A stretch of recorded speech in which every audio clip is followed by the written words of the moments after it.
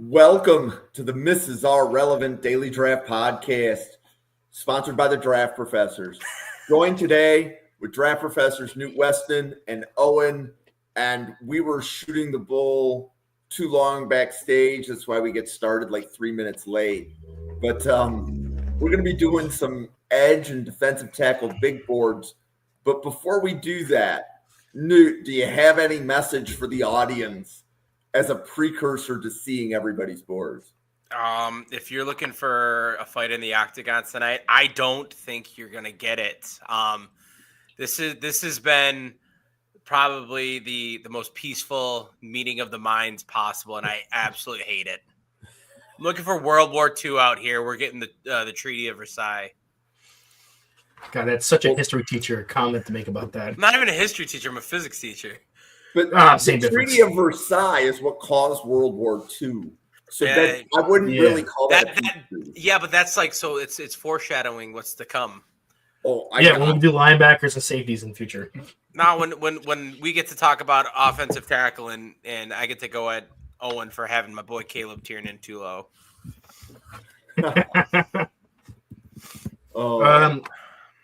I would say I'm surprised that we came out as similar as we did. I know I did a couple of my grades changed from when we first talked about them over on our weekly episodes, but I didn't think I was that far off from what I was saying. And I'm surprised, especially, I think they're going to be a handful. I think between what I saw, we'll have some conversation points, obviously, but we definitely are going to have some, a lot of stuff, a lot more in common than we did last year. Yeah, no, for sure. I agree. Yeah, and maybe it's because this class is maybe more bland, right? We don't have the Abdul Carters up at the top. I think that with last year, that made it a little bit more exciting. Like, you had clear-cut Abdul Carter, but then, like, who was edge two? Like, Mike Green, Shamar Stewart. I had Nick Skirton as my edge two. There were a lot of ways to go at following Abdul Carter. Who the hell was my edge two? I can't even remember. Exactly. I mean, I had Jalen Walker and Michael Williams. Yeah, I mean, so like it was a beefy class up top. So I see some similarities. This is the third podcast where Draft Professors has done an edge board, right? So we had Chris and Dalton do it on Monday. We had Jack Brenton, Brian Maffey, Drew Collings do it on Sunday. Now we have Newton Owen doing it on Wednesday. So you guys have watched upwards of 64 to maybe even 80 defensive tackle and edge prospects. I'm going to read Newt's board on the left in order just so that the users on Spotify can know the players we're talking about. Ruben Bain, TJ Parker, Keldrick Falk, David Bailey, Cassius Howell, Akeem Mesidor, Zion Young, Malachi Lawrence, Derek Moore, Max Llewellyn, Will Helt, Romello Height, R. Mason Thomas, Gabe Backus, LT Overton. And then when I look at Owen's board, the only edge that I see that's different is actually Santana Hopper is on Owen's edge board. But I think I don't have Zion Young at all in my top 15. Right. So that's the one player that's different. Yeah. But that was kind of the point, is that the top 15s are the top 15s with one exception. Yeah, and we'll talk about Santana Hopper a little bit later for me too. Yeah. Obviously, we'll talk about him now, but no, go for it, Newt. So, well, I was just gonna say I've got him with my DTs. I was gonna say, to make a clarification, if he was in DT like yours was, my number 15th player would be Zion Young. Okay. Yeah. And once again, it just kind of like wraps up the similarities between the Bournes that we were talking about. And I think some of the things come back to the point where, in the Draft Professor chat, it was popping off. Was that today or yesterday? It was like Ruben Bain, and the arm length and the conversations that Brugler had made about him going to defensive tackle. I think with specifically Santana Hopper, I'm going to have that conversation with like myself in terms of, all right, where's the arm length at? Is it adequate for him to go outside, or does he have like those shorter arms that keep him in? And that's going to be kind of maybe a great evaluation once those measurements come in. Right now, I have him with defensive tackles. And I believe his pressure. So the one of the pieces of data that I really liked is somebody pointed out Ruben Bain's, I believe, pressure rate when he's rushing from like a 5, 7, or 9 technique position is like 21%. And when he's between 0 and 4i, it's only like 15%. So he wins on the outside more, which would imply that he should be an edge. But like, I don't hear anybody talking about Ruben Bain being a Myles Garrett impact edge. People are saying he's the best edge in the class, but we're not talking about a player that's going to take over a game. Owen, do you have reason to either agree or disagree with me? I mean, watching the film, like I agree with your pressure and like the advanced stats show like he's a great edge. And watching the film, I do think he is a guy that I think he could be number one pass rusher on the edge for a team. I think he's the only guy in this entire class I can confidently say that in. And if he does come in with 31-inch or even sub 31-inch arms, it is going to be tricky because that's a lot of what comes down to with players. Like, it's the same conversation we have with offensive tackles, why you would rather not have guys play outside, because it's a whole space game. Having length allows you to eliminate space and get hands on quicker, and it makes it just a lot easier. But just watching the tape, I can't see where Ruben Bain falls for me, or even like I would want to try him an edge just because he has the tape of a guy that plays an edge. If you told me he had 33-inch arms as opposed to like 30 and a half, I'd believe you, because he just plays with as much length. He plays well in that space, and he can reduce down inside. It gets easier for more hands to get on at that point when it comes to doubles and stuff like that, whereas he gets put out in those wider alignments. Now he's able to one-on-one go against these tackles, and he's stronger than them, has a lot of quick twitch to get into their chest. So while he doesn't have the great length, he's not going to be this elite player. I do think he has enough talent to be a number one pass rusher eventually, or if not, a high overqualified number 2. Nice. No, I like that. Just to kind of like touch off that. For starters, to answer the comment, I haven't gotten eyes on Vincent Anthony Jr. Out of Duke. We looked at Wesley Williams a little bit, but I didn't look. I'm assuming that on the other side.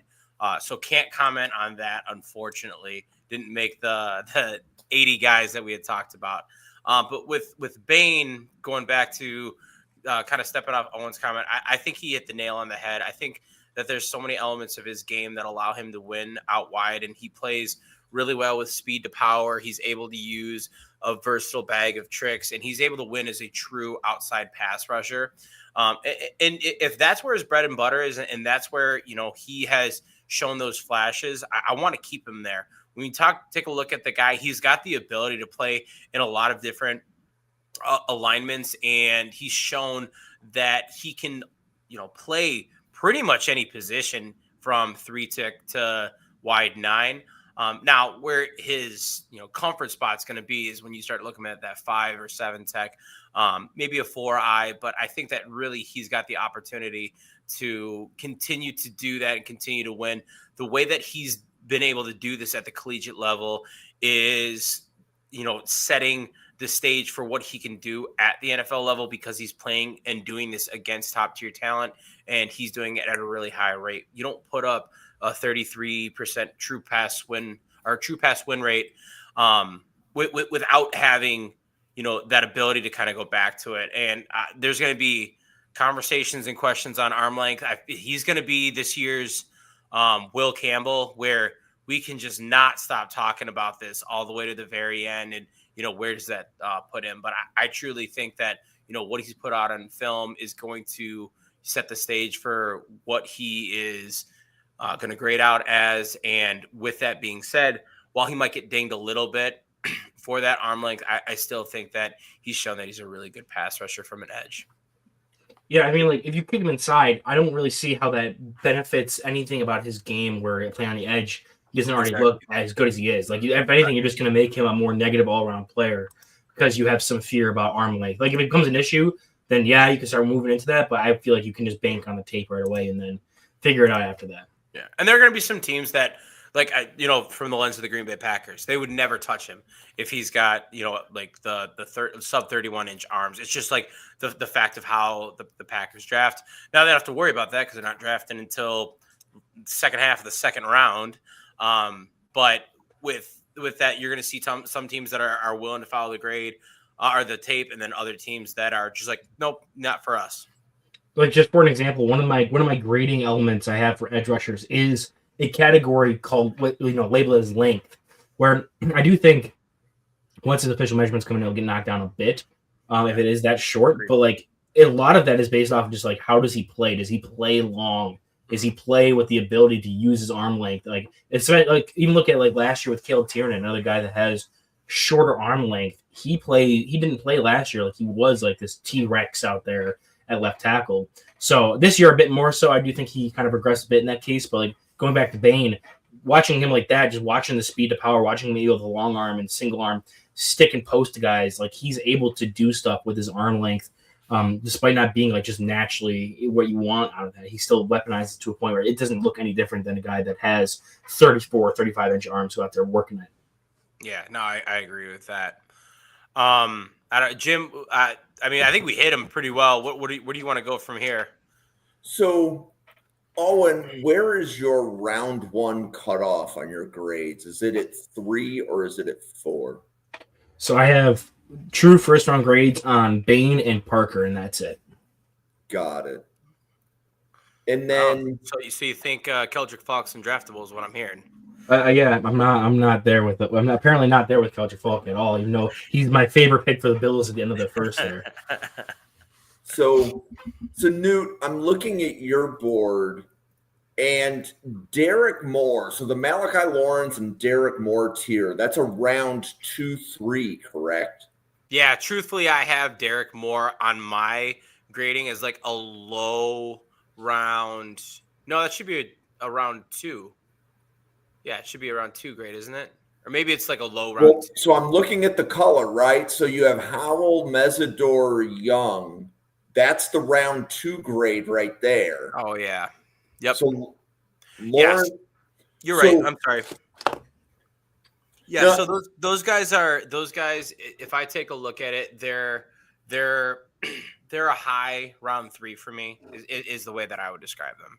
They're a high round 3. It's more so like those 3 are kind of like in a bucket of themselves.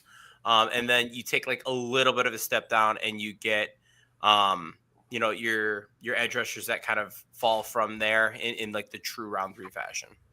Yeah. So the reason I was asking is there's like 3 or 4 edges that are setting a barometer for the draft class.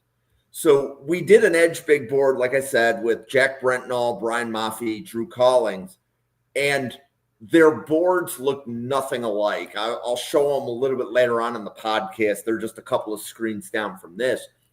But Derek Moore was one that they all agreed on, right? So there could be a lot of edges that are higher or lower than Moore, but Moore is at about the same spot on everybody's board. Newt looked like to me he had Moore about 20 spots higher than anybody else. So my instinct is when Newt's board comes out, most other people are saying it's a late round 3 on Moore. And based upon how I'm looking at Newt's board, Newt's saying it's a very early round 3. So that's a difference of maybe 30 spots on the board. Yes. So, I retract what I actually said. He is, as I would have it graded, like more of a late round 2 with mine. I'm still like, I play around with my stuff all the time, but yeah. But on the player, like, I mean, you and I have been talking about Derek Moore for the better part of like 6 months, it feels like. So we were talking about him when we did the Michigan preview in July. Yeah. And he's got the prototypical size. So, like, a lot of the guys that are above him, let's say even like a Howell or a Bailey, like Derek Moore's going to be able to do some things that Howell or Bailey can't do, right? Just based upon his size profile, right?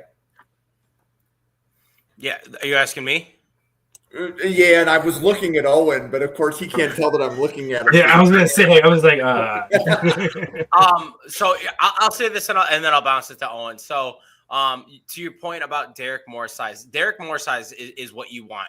There's going to be questions on Bailey because of his weight. There's going to be questions on Howell because of his length. Like Howell's going to have to answer some of those questions as well about arm length. He's not nearly girthy enough compared to Ruben Bain, but he's still going to have some of those arm length issues. But when you come and you take a look at Derek Moore, you're looking at a guy that's built for the position.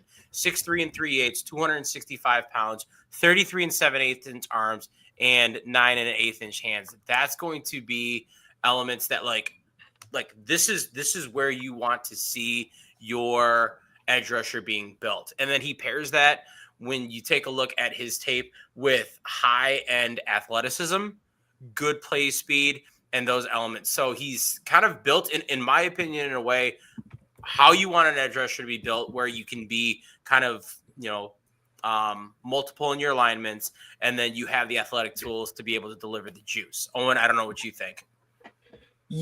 For Moore specifically, yeah. I think he's a guy that I liked him a bit coming out of the summer. I know there was I think it was like Sam Teets. I was listening to another Draft Professor's show talking about the edge boards heading into the season. And I was high on both Michigan edge guys, both, one of which you're not going to see until the bottom of the next page. But Moore was one of the ones where they were kind of lower on. Like they weren't really understanding the hype around him.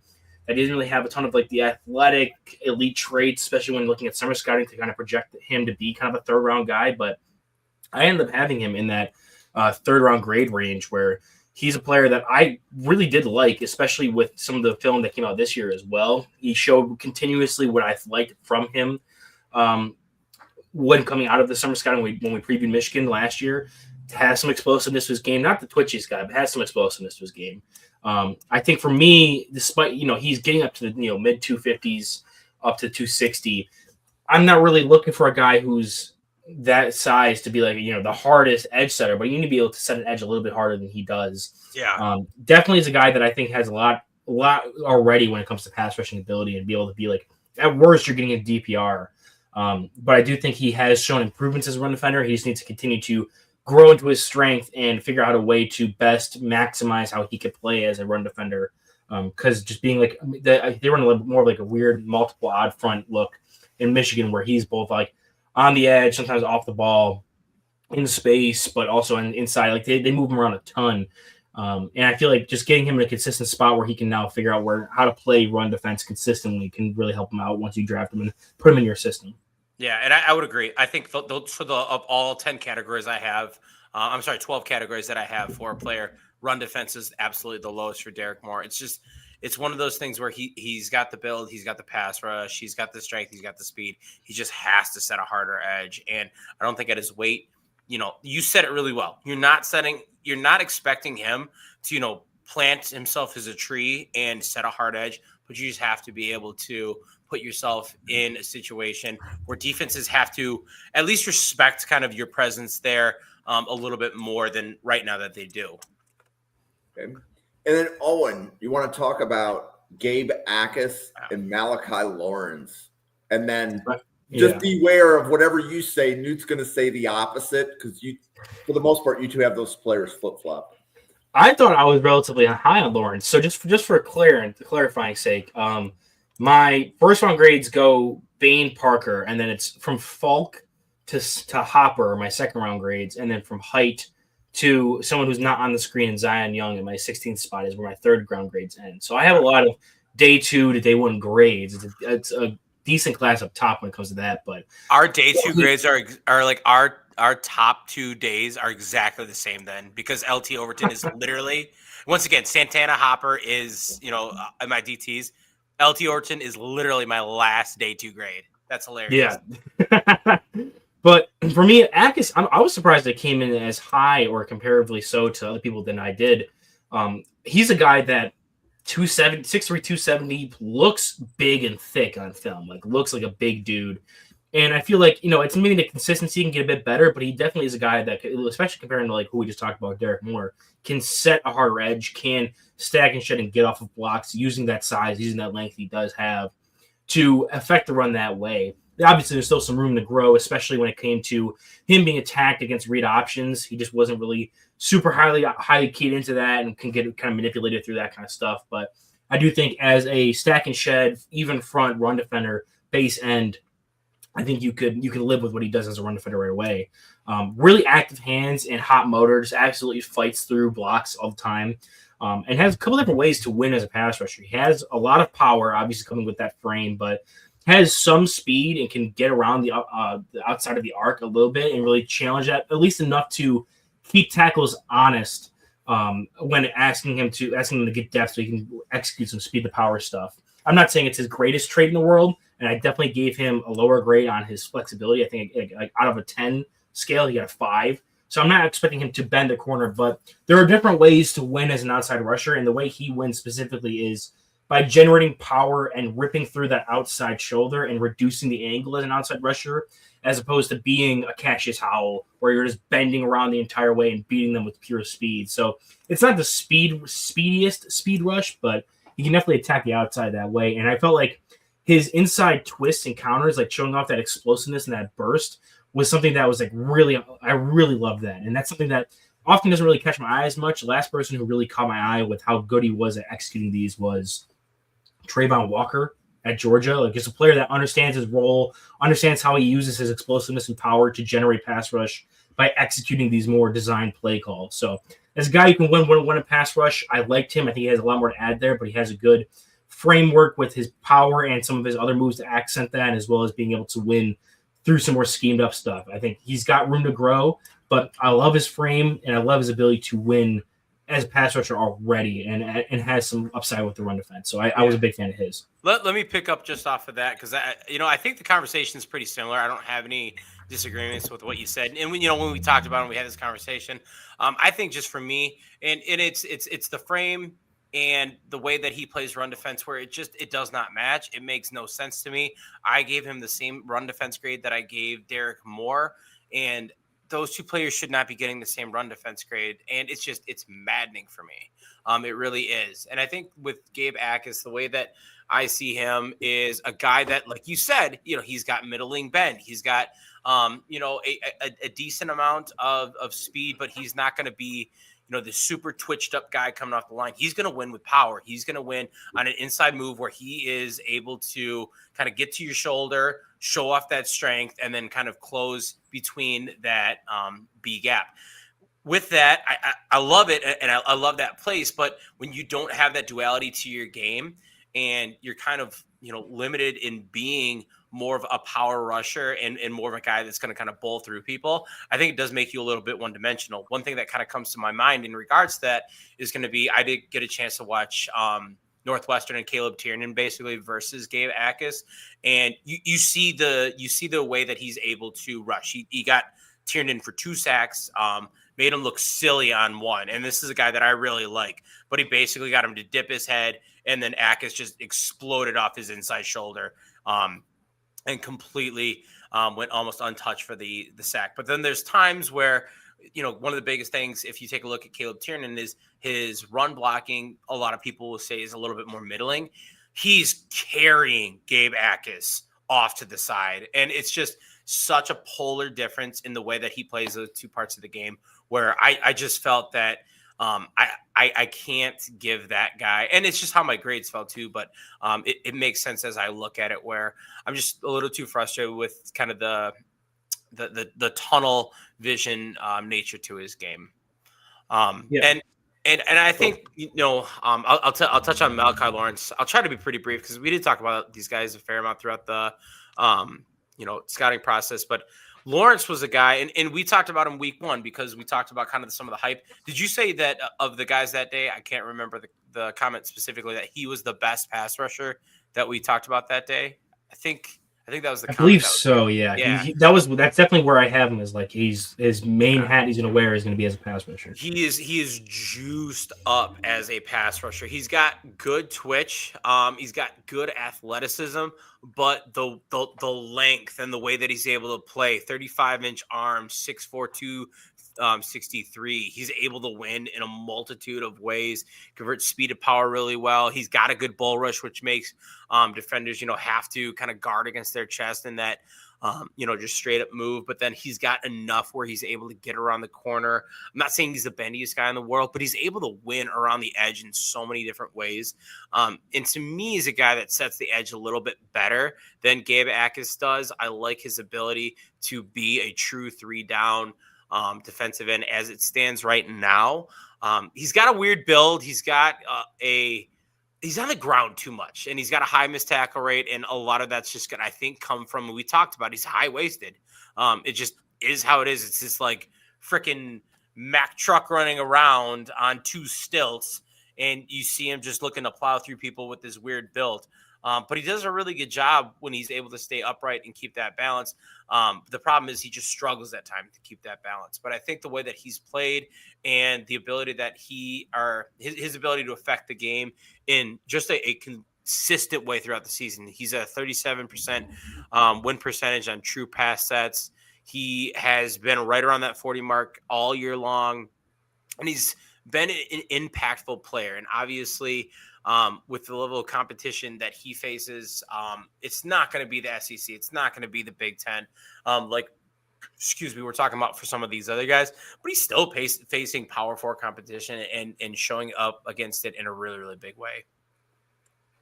Yeah, I think for me with Lawrence, we're seeing the players absolutely flipped. Because, like, for me, the biggest thing I had with Lawrence was, like, I don't know. I love his pass rush, and his athleticism really explodes off the screen. 6'4", 250 isn't the thickest frame out there.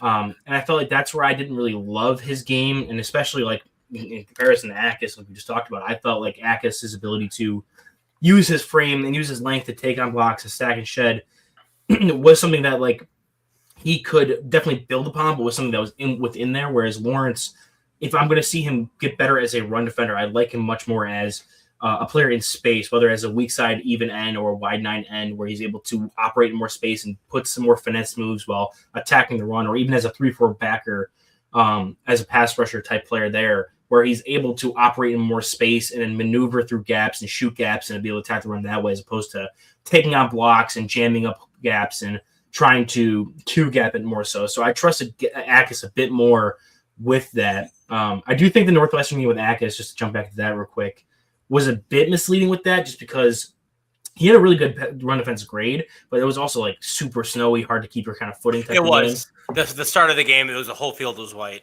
Yeah, so, like, that game, I think definitely, especially early on, I can see where that opinion came from. But even, like, that game and the Duke game, where he missed a lot of tackles, which kind of brought down the run defense grade, but he did do a much better job, especially against, like, a Brian Parker setting an edge and being able to play that way. But back to Lawrence, again, I think great pass rusher, can win with speed, bend, power, has a bunch of great lateral movement for a guy who's 250 plus.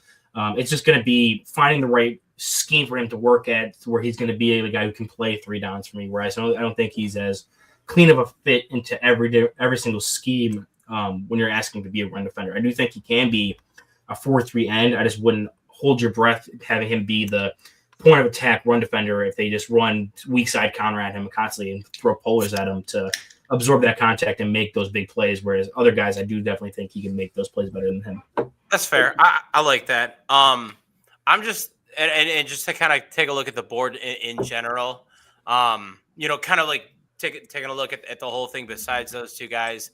I will say there's a handful of things that, like, I've kind of noticed and I really appreciate. Number one, our top 3 is the same, which I absolutely love, because I feel like I've been getting shit for having TJ Parker still the 1st round grade. And I love that you still have him there, even as edge 2, regardless. Keldrick Falk, love that. I love the love for Max Llewellyn. As, like, he should be so much higher on this board. Like, it makes me so mad.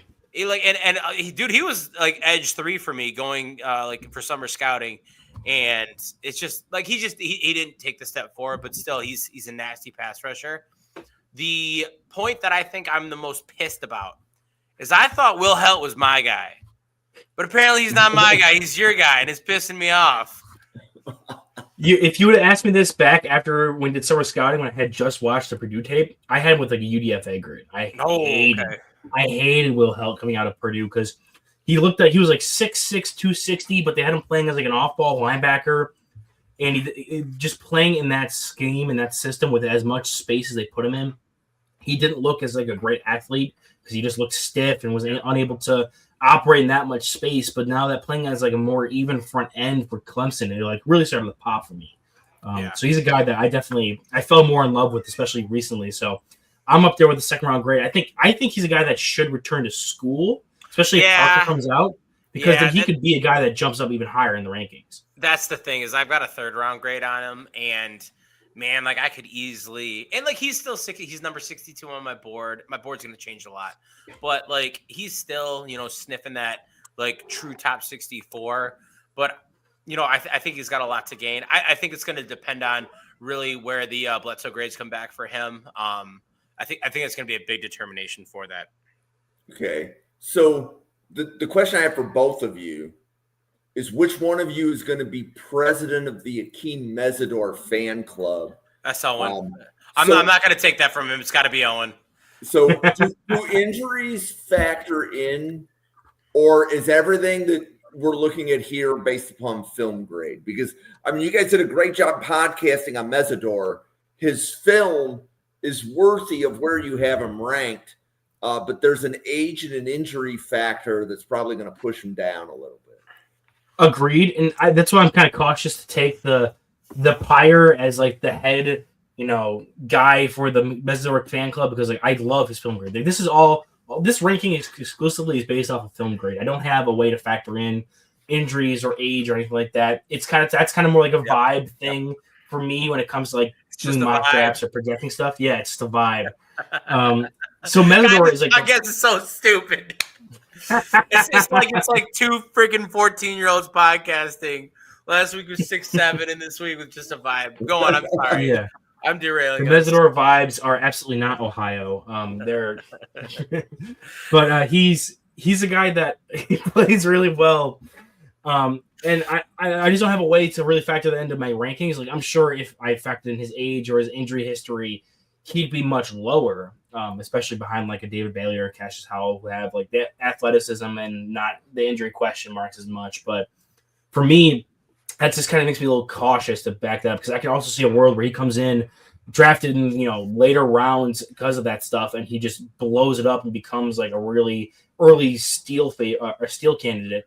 But then also I see him coming in and can get banged up in his first training camp and just never get off the ground running, because that's just the case with him. I'd rather bet on the tape and see if I can get the most out of him, but I also probably wouldn't take him where I have him ranked in my big board specifically because of that stuff. Yeah, I like that. I think so. For me, I've got three kind of categories that don't fall into my ranking, but I track, and it's going to be injury history or medical is obviously one, character concerns, and then effort concerns. You think about last year with your Walter Nolans, and then Kayvon Thibodeaux is a really good example of a player that might fall into that category. I've got those as like markings, and it doesn't factor into the grade. I think for me, when I take a look at my rankings, that's what I see on film. That's what I see with that player. And there's going to be some characteristics that might not be like true exactly to film, like their build, and then some other elements. But it's going to be pretty much what you see is how I rank them. But if I was going to do a mock draft, kind of to Owen's point, I'm going to then start to take in some of those, tertiary factors when we're starting to look at this guy, and Akeem Mesidor. There's going to be some elements that people are concerned with, and they take a look at there. And obviously with that, I think it's going to play a huge role. You take a look at Mike Green, and last year, there's a reason everyone knows that he fell to where he did. It was not the tape. And I think it's going to be true to form when you take a look at his grade for Consensus Media. It doesn't factor in those character concerns that you had about him, but the character concerns are what caused him to fall where he did. Yeah. So, Randy, I think specifically it will depend on what the injuries are. So with Deion Walker, he's a really tall player, and he had a back injury. Right? That scared GMs into taking him day 3. I'm very happy that Buffalo traded up in round 4 to go get him. Right? He's probably right now he's looking like he's Buffalo's best draft pick of the last cycle. Or let me rephrase that. Maybe it's Jackson Hawes, but The Maxwell Harrison disrespect. What was that? The Maxwell Harrison disrespect.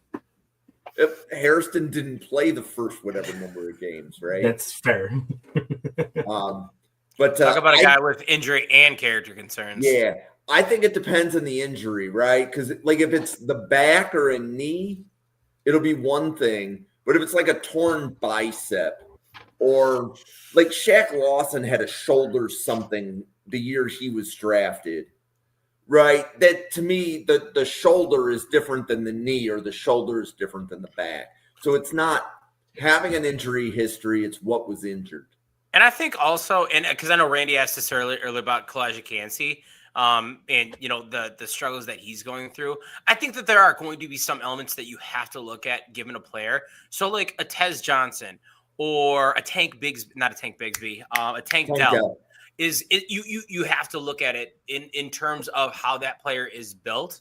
So I'm very low on small receivers because of the track record of that, not because that the injuries that they have are necessarily like bad injuries for receivers, but because they're small, they're more prone. And I think the Kalijah Kancey comment that Randy made earlier is pretty true to form with that. When you're battling in the trenches and you're 20 pounds lighter than everyone else, you're going to face some of that opportunity to be more prone to injury. And it's just, it's the nature of it. And so I think anytime you have a guy that is smaller or on the flip side, excessively large, I'm taking a look at like DeJuan Jones or someone like that, you know, you're going to see it there as well.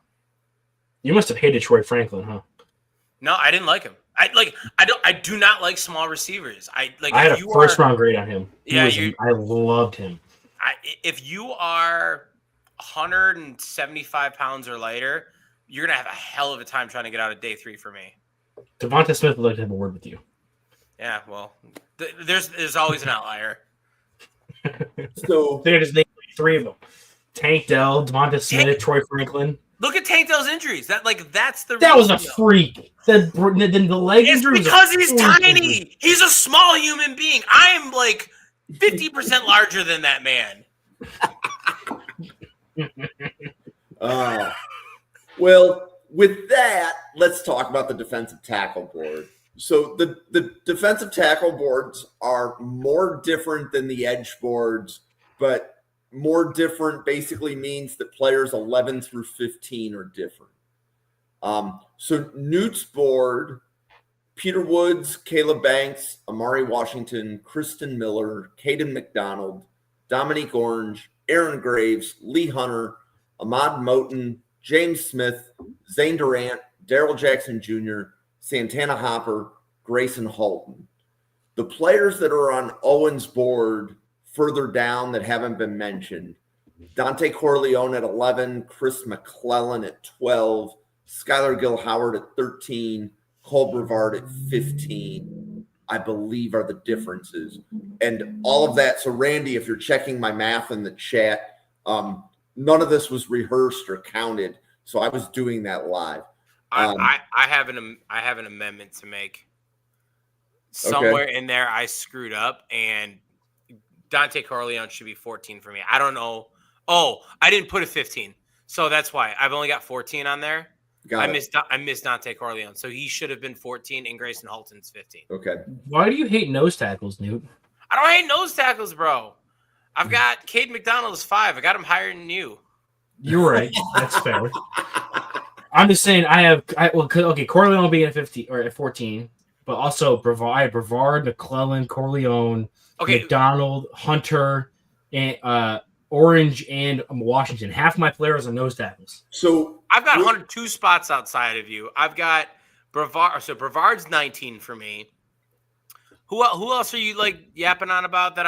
Chris McClellan. Why do you hate Chris McClellan? Well, hold on. So Newt is James Smith, who's probably going to return to school, but I know both of you liked him when we covered him. I love James Smith, dude. Like, I mean, you know, Tim, I'm not looking for Tim Keenan the third to like catch any strays here, but like he's just kind of a guy, and he's just there. And James Smith, he's got some juice to him.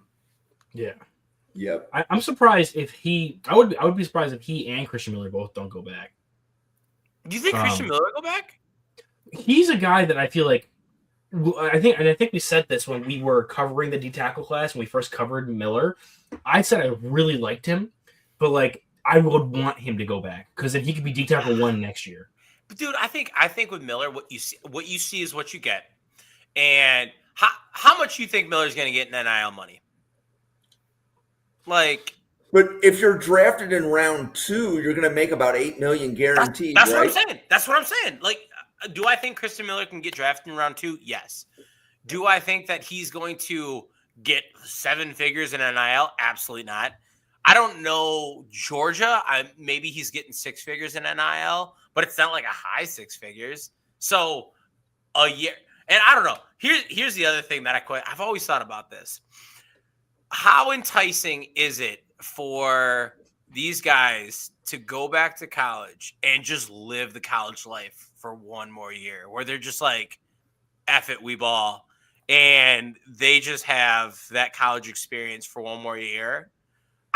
I'm honestly kind of curious from like, you know, an outsider looking in, because I loved college. I thought it was phenomenal. Obviously, these guys are putting in a lot of work, but I think that there is an element to that where, man, you are carefree living, especially for some of these guys. They put in a ton of work for football, but that's about it. And so I don't know, maybe like, hey, go back, run it back for a national championship. If they win it, I could see it. I see it a lot more for like quarterbacks, not as much like trench guys. Yeah, and I, you know, Drew Aller was the one that kind of like probably got me on this spiral where I'm like laying in the bed at 11 o'clock at night thinking about this, not sleeping like I should be, but I digress. You know, Christian Miller, I think he should come out. I think that I don't know how much my grade's going to change on him. I don't know how much information he's getting that, like, you know, he's going to go from a second to a first. I think he should come out. Hold on, let me just pull up his stats real quick. Go ahead, Jim. I'd like to clarify. Ahmad Moten is a round 3 grade, and James Smith is a day 3 grade, right?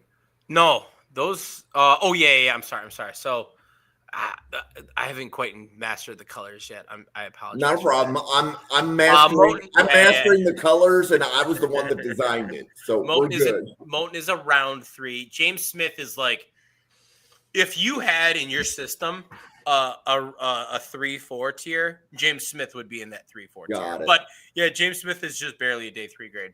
Okay, so one of the reasons I love podcasting with Newton Owen is that we can get into debates about day 3 players. So for the next few minutes, we're going to have the battle of the day 3 defensive tackles. So first of all, Owen, Chris McClellan, is that a day 3 grade for you, or is that around a day 2 grade?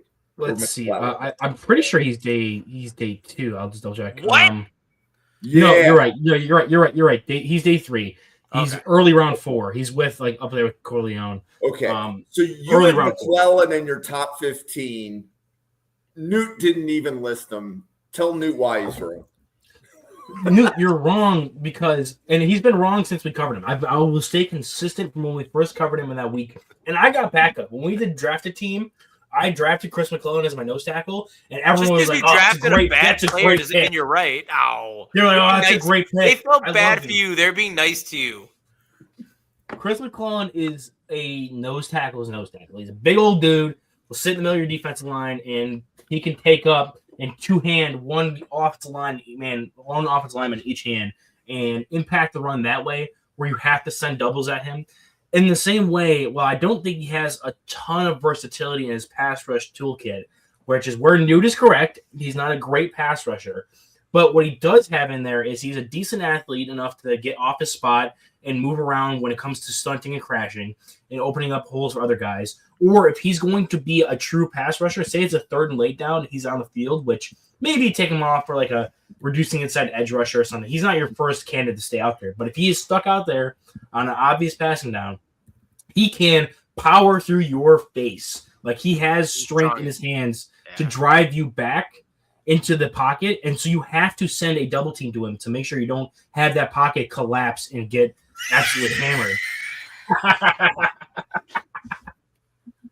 Is that day 4 player?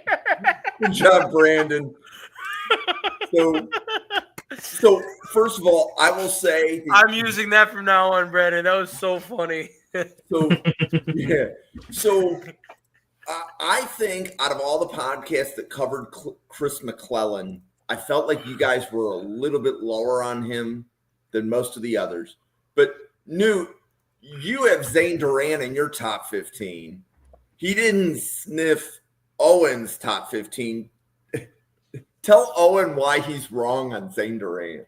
Because he's actually an athletic player on the inside that can cause some disruption. Zane Durant, he's going to be an undersized defensive lineman. There's like no two ways about it. But he still has actually decent length. He's 6'1", but 32 and an 1/8 inch arms, which when you can put that together, you absolutely love to see. Plus, he's got the meaty hooks, 10.5 inch hands. And so with that, you've got a guy that he's got good length. He's got good burst off the line. He knows how to be an effective player when it comes to pass rush.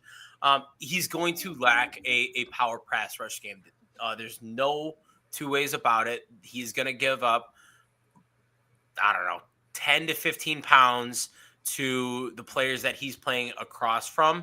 And it's going to be an uphill battle for that. But the way that he's going to be able to get off the line and get in their chest right away with that decent length as an interior guy, and then with that pop, he does enough where he can be a disruptor on the middle. Now, I don't know if you're dedicating constantly 2 guys to him. If you are, phenomenal. Yeah, let the little guy feast. But he's going to be able to go one-on-one with a guy across the line from him. And he's got enough length, enough athleticism to get off that, play well in run defense, and then beyond that, just juice that he brings you in pass rush. It is a passing league. People want to throw the ball. You need guys that can stop that on the inside and on the outside. Zane Durant cracks my top 15 because of his ability for that.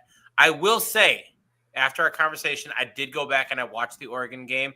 I did drop him a little bit. So actually, because Igbaragba, I can never say his name. Mateen Ibaragba. Yeah. Ibaragba and then Bear Alexander. I had both those guys ahead of him because both of those guys went back to school.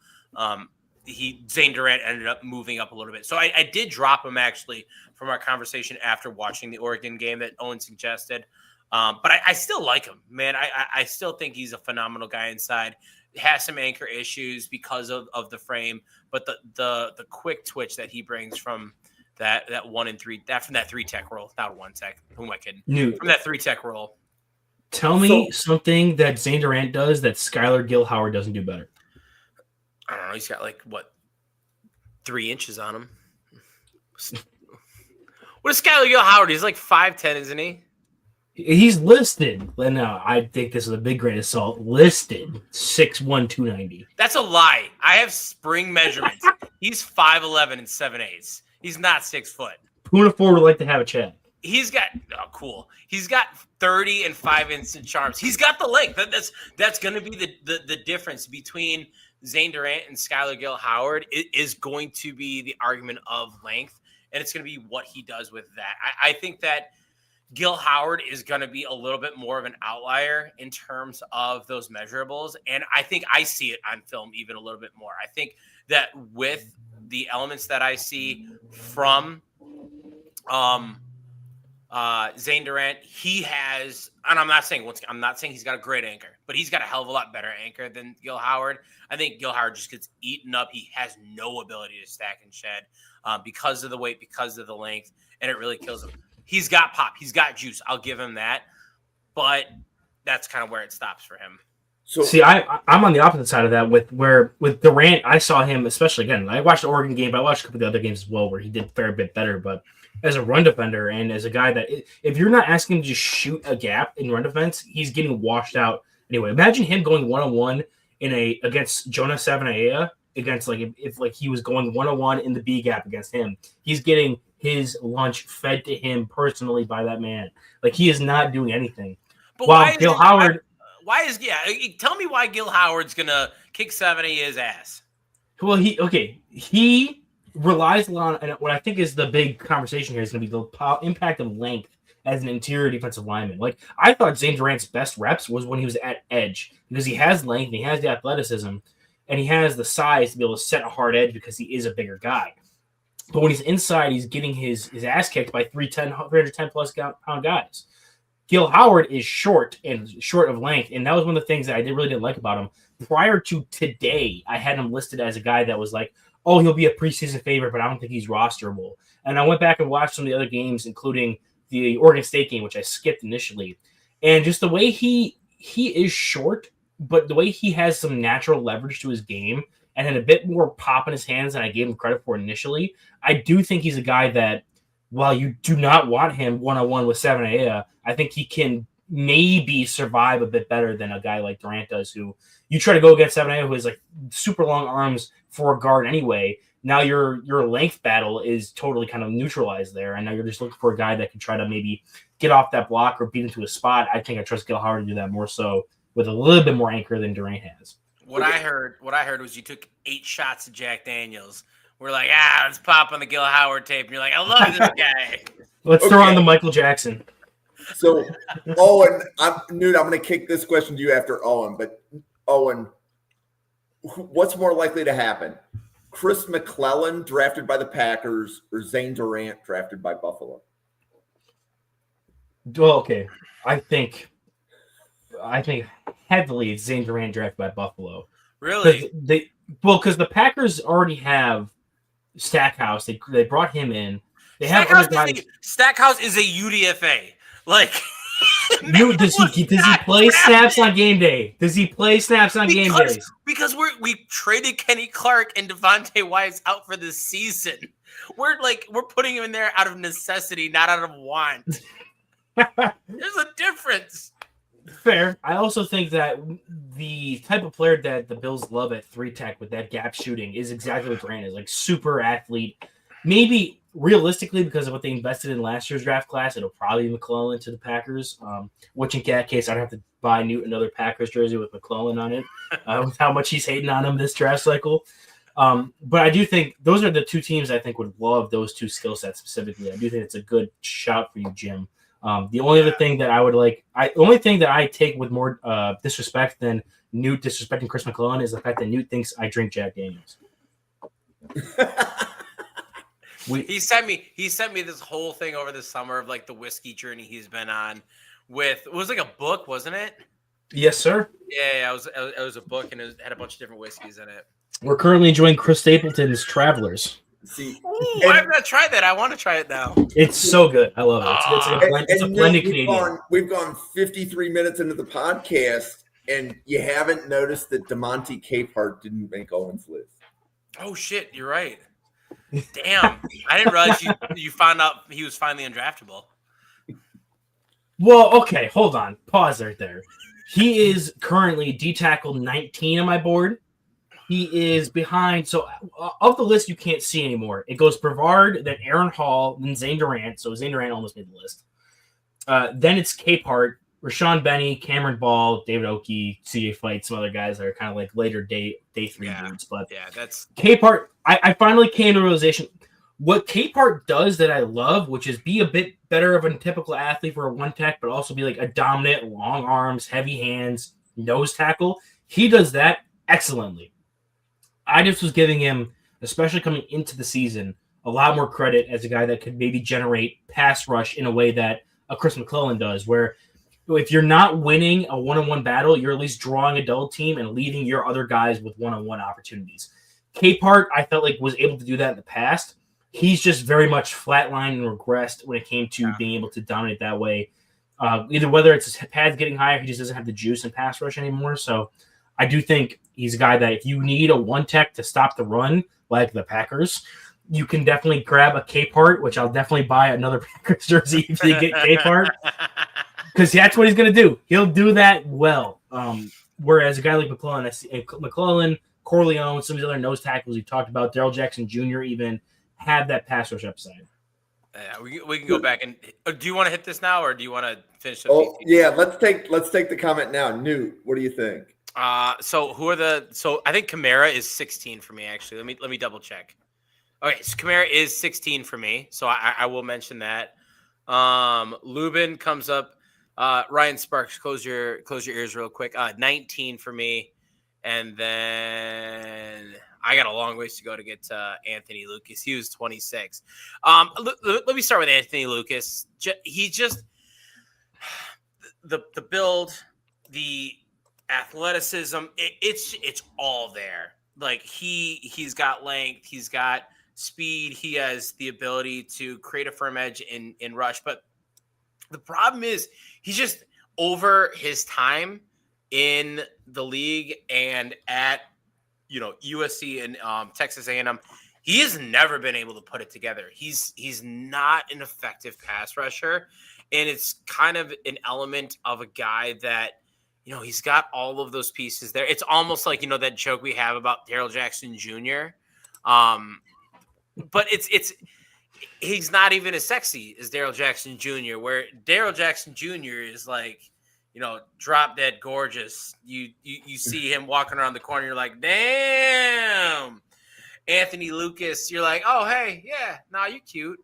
It's an element where you have a really, really great kind of like build and athletic profile for the position, but over 4 seasons, he's not been able to put it together. I'm not seeing the technical side that goes into the game. He's gonna get a shot somewhere because of the build, because of the athleticism. I've got him still, with a late day 3 grade. I really don't see any more that's gonna say, hey, after 4 years in college and still this like void in terms of your technical approach to the game. I don't know. That's kind of where I'm at. I don't know. Owen, do you want to touch on him or any of the other two guys? I would love to do that. First off, hold on. I forgot I had this pulled up before because I was going to pull up Lubin's stats real quick. Just to toss it back to our Christian Miller conversation about him coming back.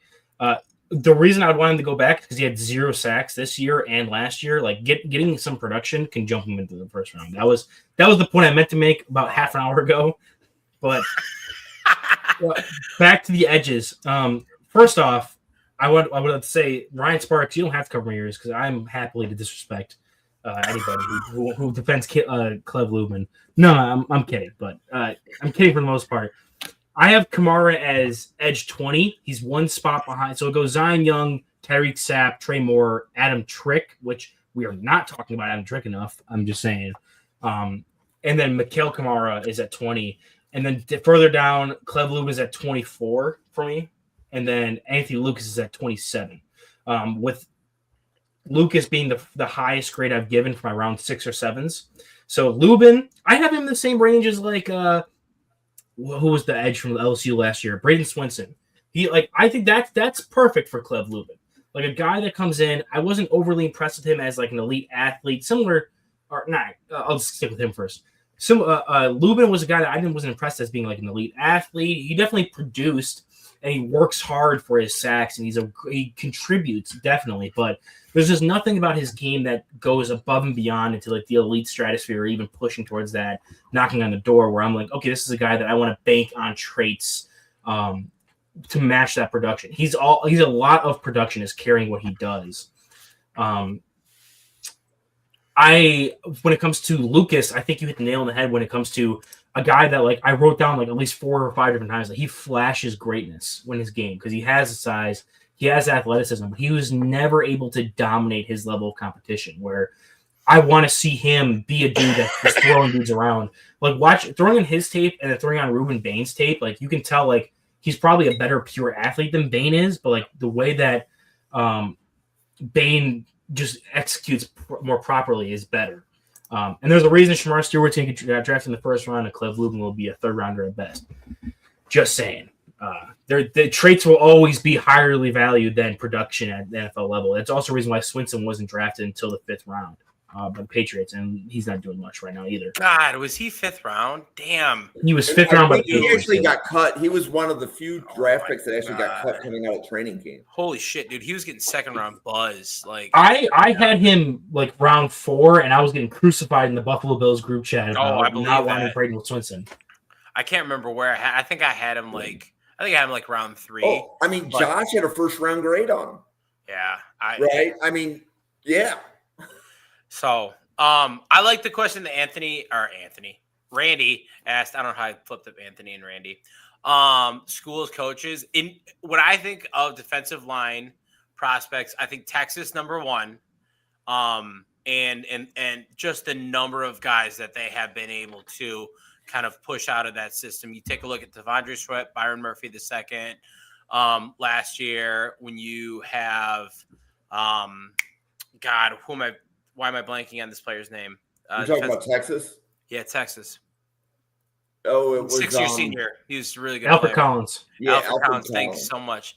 And then they've got, defensive ends that come from there. I think Texas has just been able, and Brevard this year has been able to just kind of continuously churn out NFL talent. And then, Georgia's Georgia. It's just how they're built. You take a look at compare the players to Texas. Georgia does it on another level. They really, really do. It's not just going to be your first round draft picks, your Jordan Davises of the world, your Jalen Carters. It's going to be damn near every guy that plays in that line is going to be of an NFL talent. And, we're talking about Kristen Miller here being both of our top 5 defensive linemen.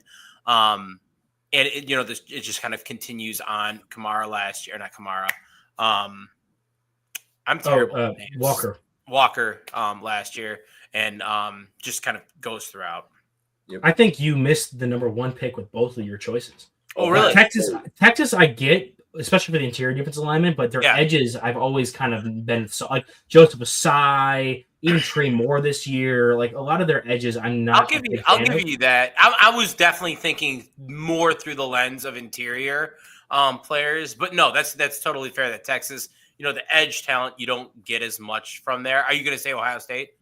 I'm definitely going to say Ohio State. Okay, that makes tackles sense. And edges, yes. Yeah, when you start putting edges into it, then you're absolutely. I totally agree with you. And I think even D tackles. You talk about Ty Hamilton, and I'm doing it. Tyreek Williams last year. Tyreek Williams last year. Tyreek Williams, and then Cade McDonald this year.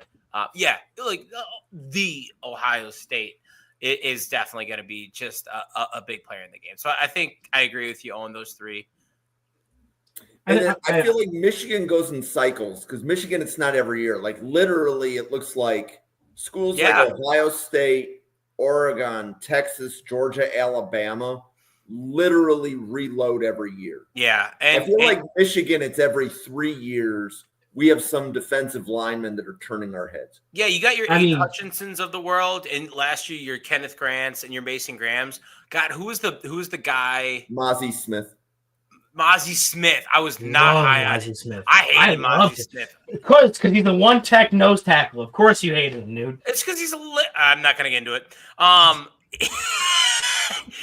It's just going to be the element of, there's going to be guys that are like really, really high and guys that come out. I think no matter what, Michigan's going to be a team where you focus on their defensive line. But you said it really well, Jim. Alabama's a curious one, especially since they have that turncoat at head coach in Kalen DeBoer. Yeah, where he goes there, and when the Saban era, you had dudes like Quentin Williams, you had edges. I remember the one year was Anthony Jennings, and there was another edge on the other side that everyone was talking about, and every year there was an edge rusher or a D tackle. Will Anderson. Years ago, you had Braswell and you had Dallas Turner coming out together. Yeah, they had a factory pumping out those guys, and then as soon as the board took over, it kind of reflects. I mean, they had some guys this year, especially with some of the guys we had listed, even if they're going to go back to school. But Hugh Russo, I really do like a lot. I'm excited for him. He's redshirt sophomore there. But even looking back at like DeBoer's time at Washington, like he produced really good receivers and he produced Michael Penix, but like Braylon Trice didn't last in the league. I forget what ZPF didn't last in the league. A lot of those guys on the D line for Washington at his time there just did not pop as an NFL prospect as much as some of the other guys do. And you're seeing that now. Alabama's still Alabama. You're going to get a lot of dudes from the South that are just high level talents when it go to the brand.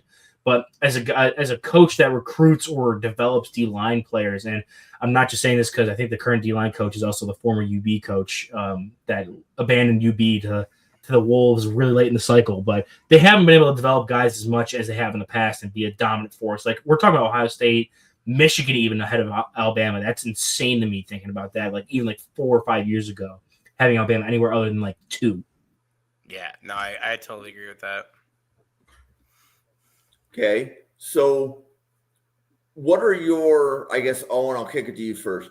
What are your initial thoughts on, like, if a team is desperate for defensive line help, is it better value early or do you like the guys late? Like, what do you think about, like, the 64 or 80 players that we've evaluated and, like, what the quality of the class is? I think edge rusher for this class, you're going to want to go a little bit earlier. Like Bain, Parker, Falk, even like if you want more skill specific with Howell or Bailey, you're going to get guys, and I think that's what the cutoff would be for like maybe potential first round players where you have guys that come in and can be dominant pass rushers. If you need like you need juice to your pass rush to create sacks.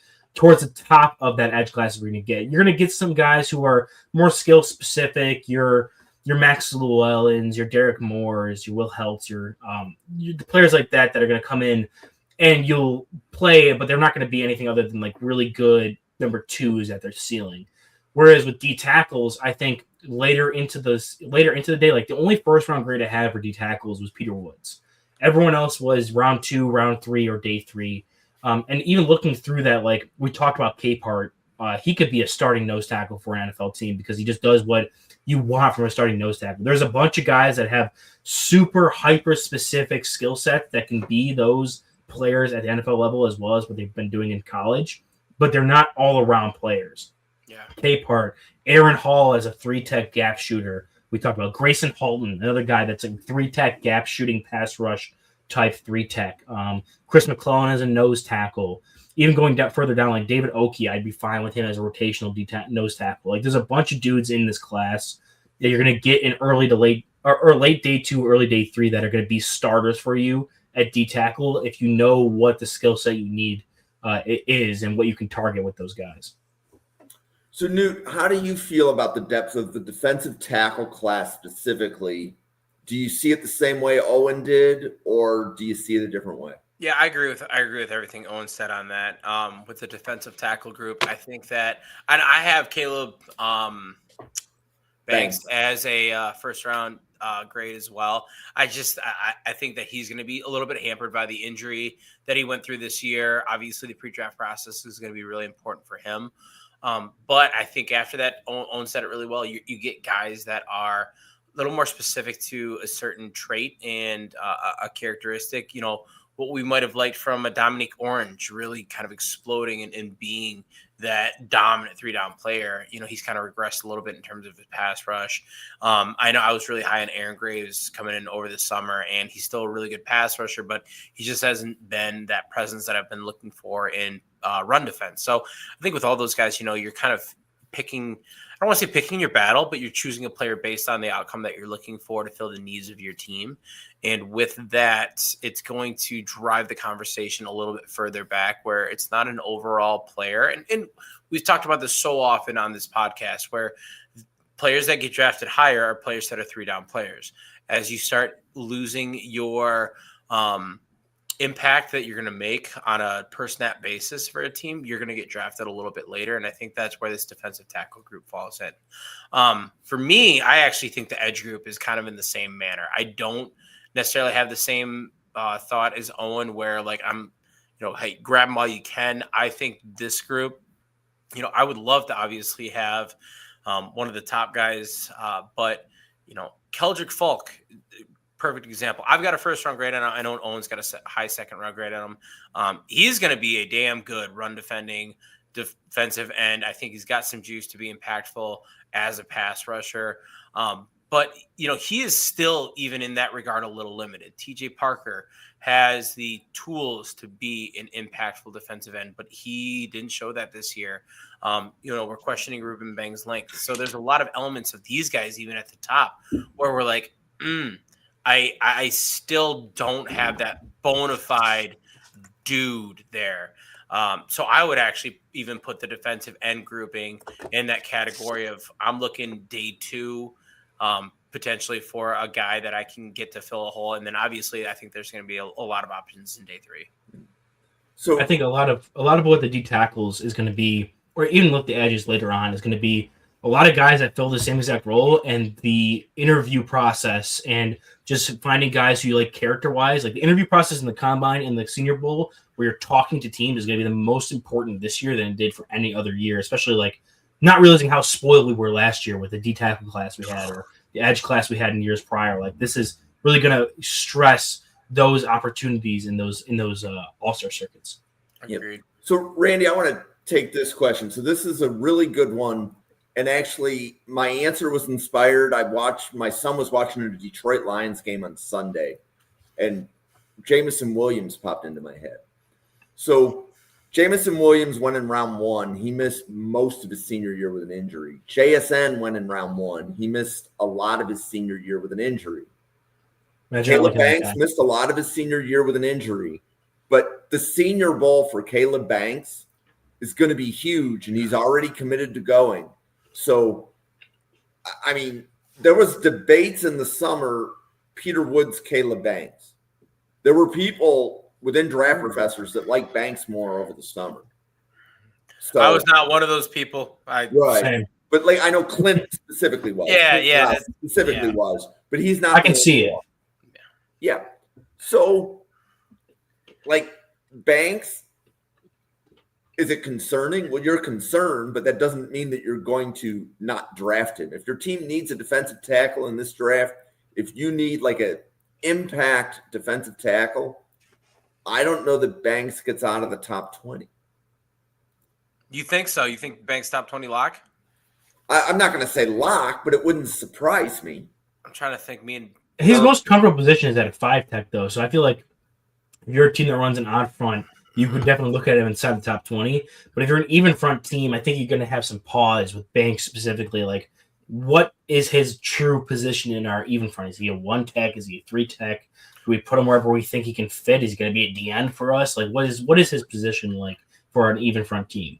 I'm trying to think. I want to say where I've seen him in the mock drafts that I've done and that I've seen, Carolina is a really popular destination for him. But yeah, to that point, that 4i is going to be, the home where you want him just because of the length that he brings. He's just such a unique build, and the way that he moves at that build is what puts him in this conversation that we're having. How he was used at Florida is how you should use him in the pros. I agree. I totally agree. Yep. And doesn't Carolina already have some really expensive defensive tackles under contract? They have nose tackle types guys. They got that guy from the Rams, because they have who's the top 10 pick they took at nose tackle. Derek Brown. Yeah. They have Derek Brown. They have who's the D tackle who was in free agency last year from the Rams. They grabbed him as well, and then they invested some draft picks. They do run that 3-4 system where Nick Scorton is more of an outside linebacker type edge rusher. So Caleb Banks would fit their scheme. I think the Tennessee Titans at pick 33, if they end up getting the first overall pick, or 34, 35, wherever they are in the top of the second, that could be a phenomenal landing spot for him because they have that odd front as well, where they have Oladejo as an outside rusher. They've invested in guys like that consistently, and you have now him and Jeffrey Simmons as your 5 techs, and then Tavondre Sweat as your 0 tech. That's a crazy front. Yeah. Just with Carolina, A'Shawn Robinson currently is their starting nose tackles listed by our lads. So I wouldn't mind flipping that out. But yeah, Derek Brown, I think that's going to obviously be the guy, and then Treshaun Wharton on the other side. So that's kind of where I'm coming from, where I see that. But no, I definitely get it with like Tennessee too. If you can get him where he's going to be playing that odd front, man, that's going to be like his bread and butter. Cool. Well, Newt, why don't we pause for podcaster identification? Do you want to let everybody know about Zero Tech and all of the things that you do? Absolutely. So, Newt Weston, you can find me on the app formerly known as Twitter at NFL Draft _Weston.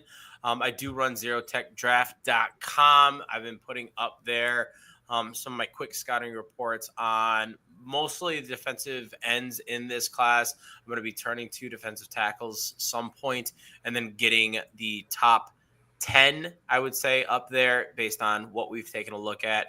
I'll also be updating mock drafts, my position rankings once I start getting through all the groups, etc. and so on. I also have had the awesome opportunity of working with Cheesehead TV this upcoming draft cycle, which is going to start up at the end of this month. So if you are a Packer fan, or if you're not, and you just care about draft content for all of the NFL teams out there, make sure you check me out on Cheesehead TV and the draft content that they are putting out. Owen. Yep. So you can find me most frequently here on the Draft Professor. I also co-stream it over on the Weekly Huddle YouTube channel, where you can find some of my other exclusive content, including yours truly, Newt Weston, who did his top 10 positional rankings over the summer over there on Weekly Huddle. I'm definitely going to be looking to pump out some more of that content. I've hit a point where now I'm in my break between my 2 semesters, and I can definitely pump out some more stuff. I just posted a video recently about covering the Buffalo Bills. Shocker, I know, my favorite team, and how they invest their capital, whether it's free agency dollars or draft picks, and how it differs between their offense and defense, setting floors or ceilings based on what you invest there, and kind of look at their situation. I'm taking kind of requests as to what teams to cover next. I know I got a request for the Jets. Maybe I'll cover the Packers eventually in the future, where looking at their teams and seeing, like, based on who they currently have, whether it's age or decline or just a lack of talent on one side of the ball or the other, how you should be investing your specific capital you have. So that's something I'm really interested in getting into, more team building stuff. But the draft stuff here, you're going to catch me 2 nights a week, Tuesday nights, which I think we're turning it more into like a Bills draft night with Jerry Ostrowski and Randall and some of the other Bills draft professors. And it's, of course, Wednesday nights here with Newt. We're going to be covering linebackers going forward, where I'm going to be having a date with Chris Stapleton's Whiskey here for another couple hours if we get after this, because I've been waiting to dive in this linebacker class. I'm going to be up until it's 10:30 my time now. I'm about to go downstairs and crank out some stuff until like 1, 2 a.m. Are you going to be putting that on your Kick? Are you going to be like watching it live? I might be able to. I have to figure out some of the stuff with the film. I'll be awake. Text me. I'll let you know. Yeah. Watch Red Murdoch. You know I will. Yeah. Him and Deion Crawford, even though I think Crawford might be going back. UB, a bunch of transfers right now. Like Nick McMillan and Victor Snow both hit the transfer portal, which is insane to me. They lost all their best receivers. Well, I want to give a specific shout out to Newt and Owen. They have been podcasting with Draft Professor longer than anybody else on the channel, right? So the fact that you guys are still podcasting with each other, man, I love coming to Wednesday nights. As Owen said, Draft Professor is about to start 2 team draft podcasts. So we're going to do a Buffalo Bills podcast on Tuesdays at 9 p.m. Eastern. So that's Randall Slifer, Owen, myself, Jerry Ostrowski, and we will bring other content creators in. While we're not sure exactly how it's going to go, Owen, Jerry, and I had a great conversation yesterday about like breaking down the offensive line on the roster. Which players do you resign? Are there free agents that we would look at to bring in? And then what players did Owen and Jerry evaluate during their scouting reports that they like? And then we're going to do the same thing with wide receivers the week after. So we at least have the next 2 planned.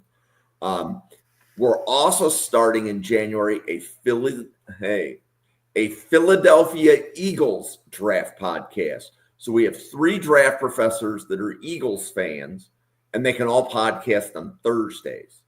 So the only team that has more fans is the Packers, right? Because there's actually more Packers draft professors than Bills. The problem is nobody can podcast at the same time. There's just too many restrictions. Jack's across the pond, and Bill Exactly. lives a weird life. Yeah. Or Brian, sorry, not Bill. Brian lives a weird life. Yeah. But I have visions of starting some of these because ultimately my goal is to engage more content creators on the channel. So Ryan Sparks has podcasted with us before. We could probably put together a Bengals podcast for a day, right? Or something like that. So were you laughing at Ryan's comment about the government? Okay. I was laughing at Newt laughing. Kind of thing. But I want to say thank you to everybody that's here. We will be podcasting the next 2 Wednesdays. It'll be me doing some mock drafts in the morning. So I hope that you have a great Christmas Eve, a great New Year's Eve. Owen and Newt will be back. I believe it's going to be Wednesday, January 6th, whatever that Wednesday is. Is that when we're doing linebackers? I can't remember. We decided. I just don't have the. It's written down somewhere. January 6th. That sounds like linebackers to me. Yep. But so we'll be back, even if you miss us for 2 or 3 weeks. You can just watch us on rerun. For Newt, Owen, myself, the 110 people at the Draft Professor, thank you so much for tuning in. Enjoy your evening, and we will see you on a podcast again tomorrow. Thanks, everybody. See you.